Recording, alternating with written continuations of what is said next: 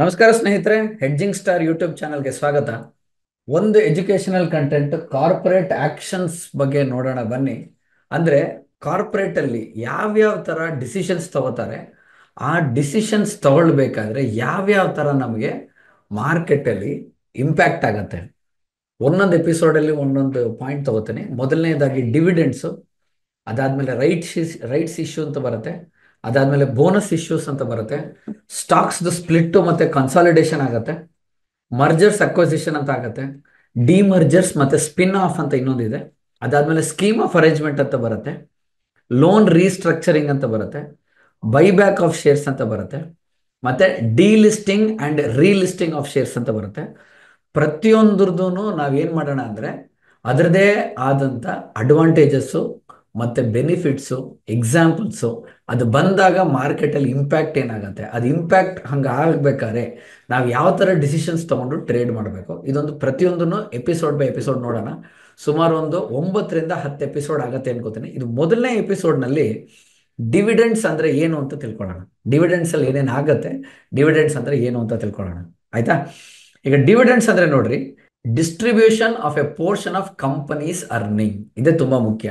ಈಗ ಸ್ಟಾಕ್ ಮಾರ್ಕೆಟಿಗೆ ಬರೋ ಮೇಜರ್ ರೀಸನ್ 2 ಕೀ ಪಾಯಿಂಟ್. ಮೊದಲನೇದಾಗಿ ನಮಗೆ ಕ್ಯಾಪಿಟಲ್ ಗೇನ್ ಆಗತ್ತೆ. ಅಂದ್ರೆ ವ್ಯಾಲ್ಯೂ ಆಫ್ ಎ ಸ್ಟಾಕು ನಾವು ಕಮ್ಮಿ ಪ್ರೈಸಿಗೆ ತಗೊಂಡಿರ್ತೀವಿ, ಡಿಮ್ಯಾಂಡ್ ಜಾಸ್ತಿ ಆಗ್ತಿದ್ದಂಗೆ ವ್ಯಾಲ್ಯೂಯೇಷನ್ ಪ್ರಕಾರ ತುಂಬಾ ಜಾಸ್ತಿ ಹೊಟ್ಟೋಗುತ್ತೆ, ಅದಕ್ಕೆ ಕ್ಯಾಪಿಟಲ್ ಗೇನ್ ಅಂತ ಕರೀತಾರೆ.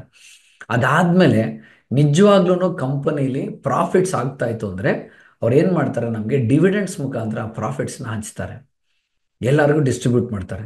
ಸೊ ಹಾಗಾಗಿ ಡಿವಿಡೆಂಡ್ಸ್ ಅನ್ನೋದು ಏನು ಅಂದ್ರೆ distribution of a portion of company's earning to its share holders.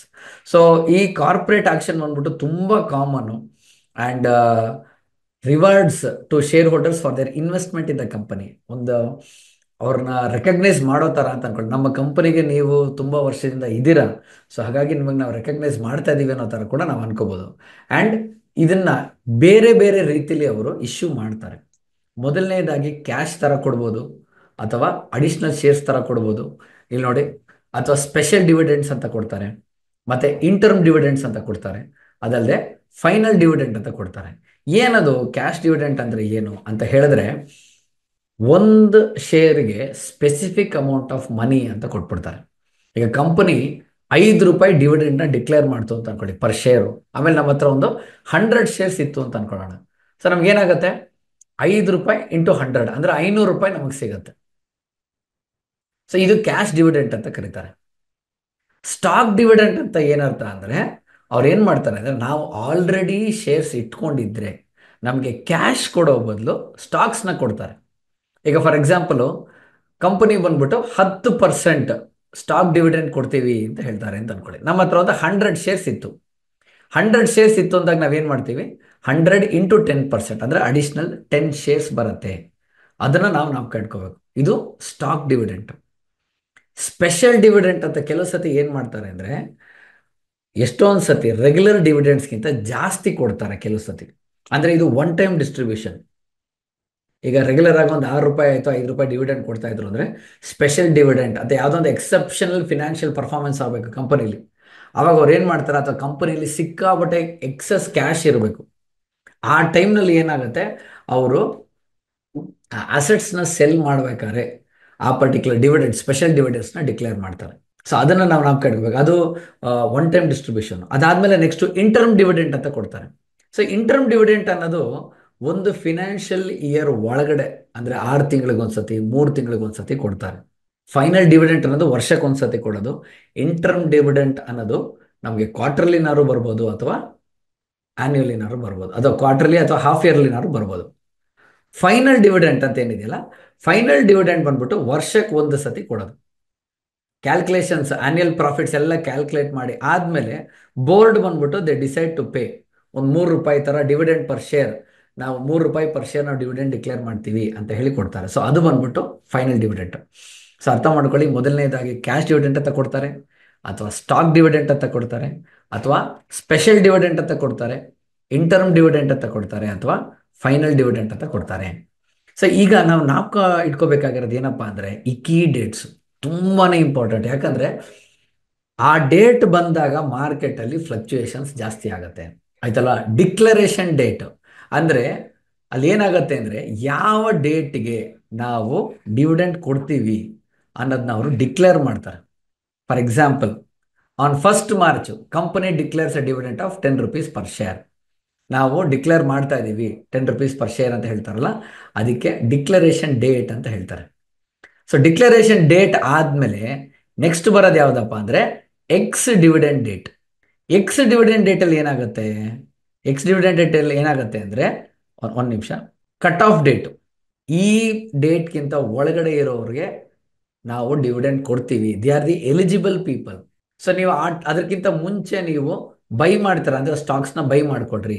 X dividend date ಆದಮೇಲೆ ನಾವು ಡಿವಿಡೆಂಡ್ಸ್ನ ರಿಸೀವ್ ಮಾಡಲಿಕ್ಕೆ ಅರ್ಹರಲ್ಲ. ಅಂದರೆ ಒಂದು example, ex dividend date 10th March ಅಂತ ಡಿಕ್ಲೇರ್ ಮಾಡ್ತಾರೆ ಅಂತ ಅನ್ಕೊಳ್ಳೋಣ.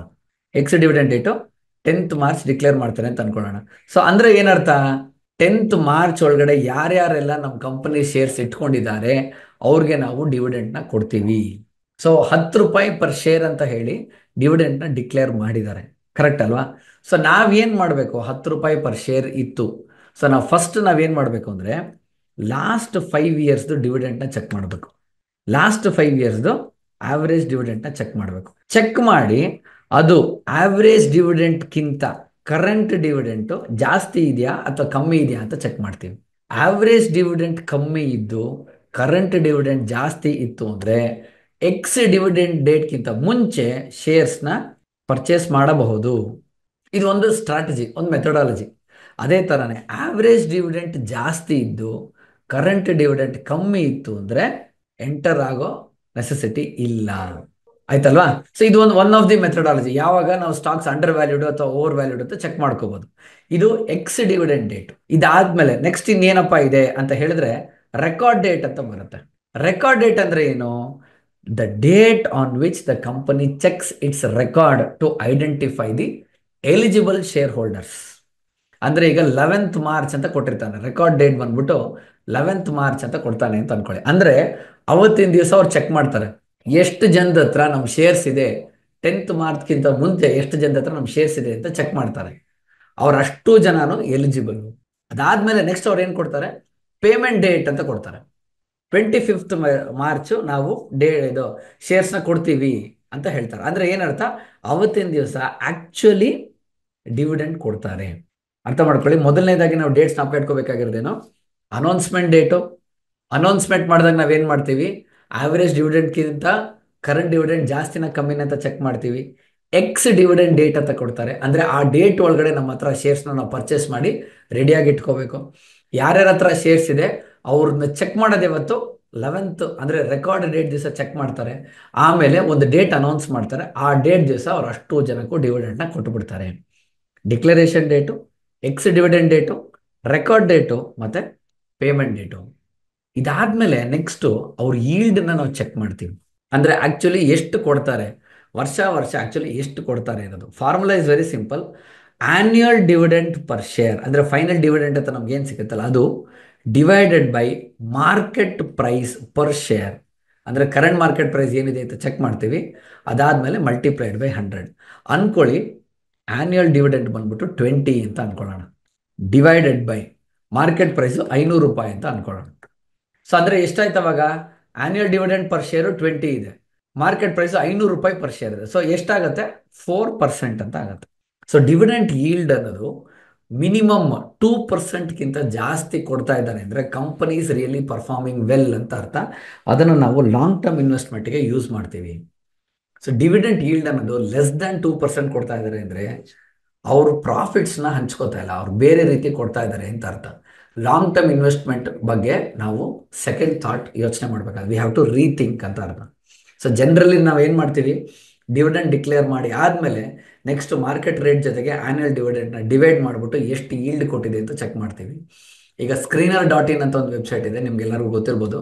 ಅಲ್ಲಿ ಡಿವಿಡೆಂಟ್ ಈಲ್ಡ್ ಅಂತ ಹಾಕ್ಬಿಟ್ಟು ಮೋರ್ ದೆನ್ 2% ಯಾವ್ದಾದಿದೆ ಆ ಸ್ಟಾಕ್ಸ್ನ ನಾವು ಕ್ವಾಲಿಟಿ ಸ್ಟಾಕ್ಸ್ನ ನಾವು ನೋಡ್ಕೋಬೋದು.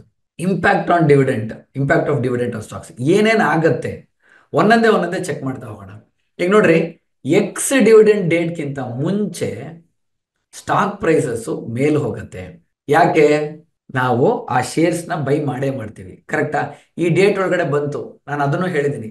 ಆವ್ರೇಜ್ ಡಿವಿಡೆಂಡ್ಸ್ಗಿಂತ ಜಾಸ್ತಿ ಇರಬೇಕು ಕರೆಂಟ್ ಡಿವಿಡೆಂಡ್, ಅವಾಗಷ್ಟೇ ಆ ಸ್ಟಾಕ್ ಪ್ರೈಸಸ್ ಮೇಲೆ ಹೋಗುತ್ತೆ. ಕಮ್ಮಿ ಇತ್ತು ಅಂದ್ರೆ ಯಾರು ಬೈ ಮಾಡಲ್ಲ, ಕರೆಕ್ಟಾ? ಸೊ ಇನ್ನೊಂದು, on the date of ex dividend date ಅಂದ್ರೆ 10ನೇ ತಾರೀಕು ಲಾಸ್ಟ್ ಅಂತ ಹೇಳ್ತೀವಿ, ಕರೆಕ್ಟಾ? ಅವತ್ತಿನ ದಿವಸ ಪ್ರೈಸ್ ಆಕ್ಚುಲಿ ಡ್ರಾಪ್ ಆಗುತ್ತೆ. ಯಾಕೆ? ಡಿವಿಡೆಂಟ್ ಅಮೌಂಟ್ ನ್ಯೂ ಬೈಯರ್ಸ್ ಯಾರು ತಗೊಳಕ್ ಸಾಧ್ಯ ಇಲ್ಲ ಅವಾಗ. ಸೊ ಆ ಟೈಮಲ್ಲಿ ಏನಾಗುತ್ತೆ ಅಂದ್ರೆ ಸ್ಟಾಕ್ಸ್ಗಳು ಡ್ರಾಪ್ ಆಗುತ್ತೆ. So the stock prices typically drops by the dividend. ಅವರು 10 ರೂಪಾಯಿ ಅಂತ ಹೇಳಿದ್ರೆ 10 ರೂಪಾಯಿ ಕಮ್ಮಿ ಆಗುತ್ತೆ. ಸೊ ಯೂಶಲಿ ನಾವೇನ್ ಮಾಡ್ತೀವಿ, ಈ ಟೈಮ್ನಲ್ಲಿ ಪುಟ್ ಬೈ ಆರ್ ರೇಷಿಯೋ ಸ್ಪ್ರೆಡ್ನ ಹಾಕೋಬಹುದು. ಸೊ ನಾವು ಮಾಡ್ಬೇಕಾಗಿರೋದೇನು, before ex dividend date under valued ಅಂತ ಗೊತ್ತಾದ್ರೆ ಬೈ ಮಾಡ್ತೀವಿ.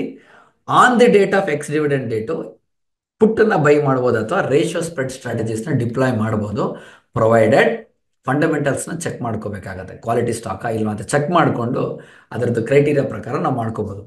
ನೆಕ್ಸ್ಟ್ ಏನಾಗ್ಬೋದು, ಇಂಪಾರ್ಟೆನ್ಸ್ ಆಫ್ ಡಿವಿಡೆಂಡ್ಸ್. ಸೊ ಇನ್ವೆಸ್ಟರ್ಸ್ಗೇನು ಡೆಫಿನೆಟ್ಲಿ ಒಂದು ಸ್ಟಡಿ ಇನ್ಕಮ್ ಬರುತ್ತೆ. ಆಮೇಲೆ ಫಿನಾನ್ಷಿಯಲ್ ಹೆಲ್ತ್ ತುಂಬ ಚೆನ್ನಾಗಿದೆ, ಕಂಪನೀಸ್ ಆ್ಯಕ್ಚುಲಿ ಪ್ರಾಫಿಟಬಲ್ ಅಂತ ಗೊತ್ತಾಗುತ್ತೆ. ಆ್ಯಂಡ್ ಕಂಪನೀಸ್ಗೆ ಏನಪ್ಪ ಇಂಪಾರ್ಟೆನ್ಸ್ ಅಂತ ಹೇಳಿದ್ರೆ, ಅವ್ರ ಇನ್ವೆಸ್ಟರ್ಸ್ಗೆ ಬಂದ್ಬಿಟ್ಟು they actually build trust and enhance the reputation. So ಪ್ರತಿ ವರ್ಷ ಕರೆಕ್ಟಾಗಿ ಡಿವಿಡೆಂಟ್ ಮತ್ತು ಬೋನಸ್ ಕೊಡುವಂಥ ನೂರಾರು ಕಂಪನಿಗಳಿದೆ.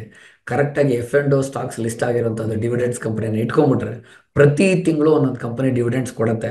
ಅದನ್ನ ಇಟ್ಕೊಂಡು ನಾವು ಒಳ್ಳೆ ಸ್ಟ್ರಾಟಜೀಸ್ನ ಬಿಲ್ಡ್ ಮಾಡ್ಬೋದು. ಯಾಕೆ? ಕಂಪನಿದು ಕಾನ್ಫಿಡೆನ್ಸ್ ಕೂಡ, ಫ್ಯೂಚರ್ ಅರ್ನಿಂಗ್ಸ್ ಕೂಡ ಅದರಲ್ಲಿ ನಾವು ಇಂಪಾರ್ಟೆನ್ಸ್ನ ತೋರಿಸ್ತೀವಿ. ಪಾಲಿಸಿ ಏನಪ್ಪಾ ಅಂತ ಹೇಳಿದ್ರೆ, ಮೊದಲನೇ ಪಾಲಿಸಿ ಅವ್ರು ಏನು ಮಾಡ್ತಾರೆ, ಸ್ಟೇಬಲ್ ಡಿವಿಡೆಂಡ್ ಪಾಲಿಸಿ ಅಂತ ಅವರು ಇಟ್ಕೊಂಡಿದ್ದಾರೆ. ಏನೇ ಆಗಲಿ ಪ್ರತಿ ವರ್ಷ 6 ರೂಪಾಯಿ ಡಿವಿಡೆಂಡ್ ಕೊಡ್ತೀನಿ, ಇರ್ರೆಸ್ಪೆಕ್ಟಿವ್ ಆಫ್ ಎನಿ ಪ್ರಾಫಿಟ್. ಇದು ಸ್ಟೇಬಲ್ ಡಿವಿಡೆಂಡ್ ಪಾಲಿಸಿ ಅಂತ ಕೆಲವರು ಮಾಡ್ತಾರೆ. ನೋಡಪ್ಪ, ಇವಾಗ ಹಿಂದೂಸ್ತಾನ್ ಯೂನಿಲಿವರ್ ತಗೊಳ್ರಿ ಅಥವಾ ರಿಲಯನ್ಸ್ ಅಂತ ತಗೊಳ್ಳಿ, ಆವ್ರೇಜ್ ಡಿವಿಡೆಂಟ್ ಯಾವಾಗಲೂ ಆನ್ ಆವ್ರೇಜ್ ಒಂದು 6 ರೂಪೀಸ್ 50 ಪೈಸಾ ಅಥವಾ 7 ರೂಪೀಸ್ ಕನ್ಸಿಸ್ಟೆಂಟ್ಲಿ ಕೊಡ್ತಾನೆ ಇರ್ತಾರೆ.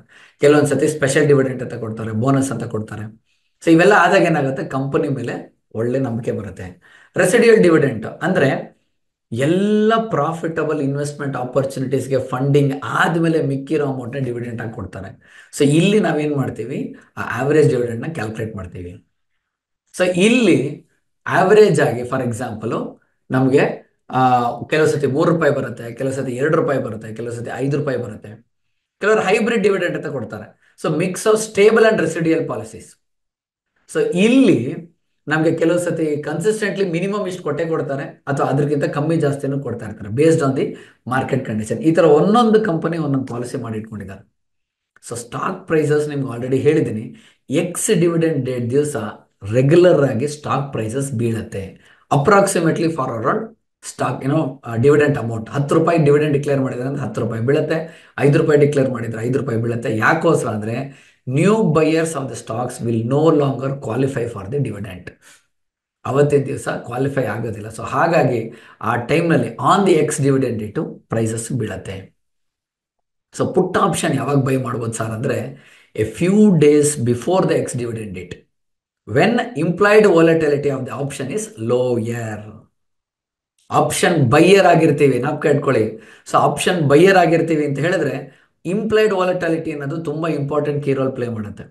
So employed volatility usually 20 to 30 ಒಳಗಡೆ ಇರಬೇಕು, ಲೆಸ್ ದ್ಯಾನ್ 20 ಇರಬೇಕು. ಅದಾದಮೇಲೆ ಎಕ್ಸ್ ಡಿವಿಡೆಂಡ್ ಡೇಟು ಇನ್ನೊಂದು 1 or 2 ಡೇಸ್ ಒಳಗಡೆ ಇರಬೇಕು. ಅಂಥ ಟೈಮ್ನಲ್ಲಿ ನಾವು ಪುಟ್ ಆಪ್ಷನ್ನ ಬೈ ಮಾಡಿ we can expect the price to drop. So ಹಿಂಗಾದಾಗ ಇಲ್ಲೊಂದು ಚಿಕ್ಕ ಎಕ್ಸಾಂಪಲ್ ಕೂಡ ಕೊಟ್ಟಿದ್ದೀನಿ. ಅನ್ಕೊಳ್ಳಿ ಸ್ಟಾಕ್ ಪ್ರೈಸ್ ಒಂದು 500 ರೂಪಾಯಿ ಇರುತ್ತೆ, ಡಿವಿಡೆಂಡ್ ಮಾಡ್ಬಿಟ್ಟು 20 ರೂಪಾಯಿ ಕೊಟ್ಟಿದ್ದಾರೆ ಆ್ಯಂಡ್ 480 ರೂಪೀಸಿಗೆ ಡ್ರಾಪ್ ಆಗೋ ಸಾಧ್ಯತೆಗಳು ತುಂಬ ಇದೆ ಅಂತ. ಸೊ ನಾವೇನು ಮಾಡ್ತೀವಿ, 500 ಪುಟ್ ಬೈ ಮಾಡ್ತೀವಿ. ಯಾವಾಗ? ಇಂಪ್ಲಾಯ್ಡ್ ವಾಲಟಿಲಿಟಿ ಲೆಸ್ ದ್ಯಾನ್ 20 ಬಂದಾಗ. ಸೊ ಈ ಥರ ಒಂದು ಸ್ಟ್ರಾಟಜಿ ಕೂಡ ನಾವು ಡಿಪ್ಲಾಯ್ ಮಾಡ್ಕೋಬೋದು ಬೇಸ್ಡ್ ಆನ್ ದಿ ಡಿವಿಡೆಂಟ್. ಇನ್ನೂ ಒಂದು ಯಾವಾಗ ನಾವು ಪುಟ್ ಆಪ್ಷನ್ ಬೈ ಮಾಡ್ಬೋದು ಅಂತ ಹೇಳಿದ್ರೆ, ಡಿವಿಡೆಂಟ್ ಈಲ್ಡ್ ತುಂಬ ಹೈ ಕೊಡ್ತಾನೆ ಅಂತ ಅನ್ಕೊಳ್ಳಿ, 8% ವೇದಾಂತ ಸ್ಟಾಕ್ಸ್. ಸೊ ಅಲ್ಲಿ ಕೂಡ ನಾವೇನು ಮಾಡ್ಬೋದು, ಆ ಡೇಟ್ ದಿವಸ 8% 3. ಸೊ ಈಗ ಅನ್ಕೊಳ್ಳಿ ಸ್ಟಾಕ್ ಪ್ರೈಸು 1000 ರೂಪಾಯಿ, 80 ರೂಪಾಯಿ ಡಿಕ್ಲೇರ್ ಮಾಡ್ತಾನೆ. ಯಾಕೆ? 8%. ಸೊ ಪೋಸ್ಟ್ ಡಿವಿಡೆಂಡ್ ಮಾರ್ಕೆಟ್ ಏನಾಗುತ್ತೆ, 920ಗೆ ಬೀಳುತ್ತೆ ಅಂದಾಗ ಕೂಡ ನಾವು ಪುಟ್ ಆಪ್ಷನ್ನ ಬೈ ಮಾಡ್ಕೋಬೋದು. ಒಳ್ಳೆ ಶಾರ್ಪ್ ಡಿಕ್ಲೈನ್ ಆಗುತ್ತೆ ಮಾರ್ಕೆಟ್ ಪ್ರೈಸಸ್ಸು, ಅವಾಗ ನಾವು we can take the benefit of that. Okay ಅಲ್ವಾ? ಸೊ ಇದನ್ನು ನೀವು ಕ್ಲೀನಾಗಿ ಅರ್ಥ ಮಾಡ್ಕೊಳ್ಳಿ. ಜಸ್ಟ್ ಬಿಕಾಸ್ ಅವರು ಡಿವಿಡೆಂಡ್ ಕೊಟ್ಟಿದ್ದಾರೆ ಅಂದ ತಕ್ಷಣ ನಾವು ಅದಕ್ಕೆ ತಕ್ಕಂಗೆ ಬ್ಲೈಂಡಾಗಿ ಪುಟ್ ಆಪ್ಷನ್ನ ಬೈ ಮಾಡೋದಂತಲ್ಲ. ಏನಕ್ಕೋಸ್ಕರ ಕೊಟ್ಟಿದ್ದಾನೆ, ಏನು ರೀಸನು, ಯಾವತ್ತು ಡೇಟು, ಆ ಡೇಟ್ದು 1 or 2 ಡೇಸ್ಗಿಂತ ಮುಂಚೆ ಇಂಪ್ಲಾಯ್ಡ್ ವಾಲಟಾಲಿಟಿ ನೋಡ್ಕೊಂಡ್ಬಿಟ್ಟು ನಾವು ಪ್ರಾಫಿಟ್ನ ಮಾಡ್ಕೋಬೋದು. ಸೊ ಇದಾಯಿತು ಡಿವಿಡೆಂಟ್ ಎಪಿಸೋಡ್ 1. ನೆಕ್ಸ್ಟ್ ಎಪಿಸೋಡಲ್ಲಿ ರೈಟ್ಸ್ ಇಶ್ಯೂಸ್ ಇಟ್ಕೊಂಡು ಯಾವ ಥರ ನಾವು ಪ್ರಾಫಿಟ್ ಮಾಡ್ಬೋದು ಅಂತ ನಾನು ನಿಮ್ಗೆ ತೋರಿಸ್ಕೊಡ್ತೀನಿ. Thank you everyone. Take care. All the best. Happy trading. ಸಂಪರ್ಕಿಸಿ CA Dayanand Bongali, stock market training institute, Rajajinagar, first block, Bengaluru.